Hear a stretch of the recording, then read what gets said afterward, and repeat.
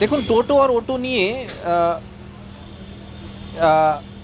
Auto নিয়ে কোনো অসুবিধা নেই।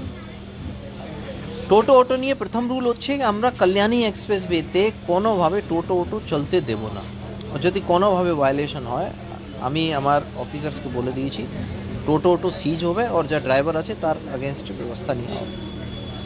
আচ্ছা, অন্য জায়গায় অটোরা চলে কেন কি এটা একটা মিডিয়াম আছে অফ ট্রান্সপোর্ট।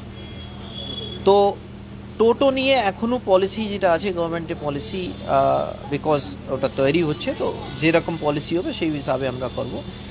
কিছু কিছু অটো ইলিগাল বেআইনি অটো চলছে, তার সম্বন্ধে একটা মিটিং আমাদের হয়েছিল।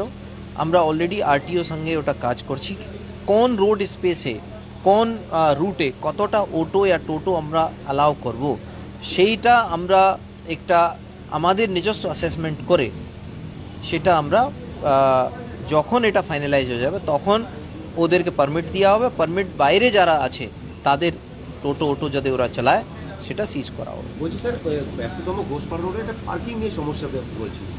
পার্কিং নিয়ে এক বিশেষ সমস্যা কেন হচ্ছে, কেন কি কিছু কিছু এস্টাবলিশমেন্ট, হসপিটালস, স্কুলস নতুনভাবে আসছে, তো ওদের নিজস্ব কোনো পার্কিং নেই, অ্যান্ড এই পার্কিংটা ইভেন রোড পর্যন্ত পৌঁছে যাচ্ছে। তো এটা কিছু সলিউশন আমাদেরকে বের করতে হবে।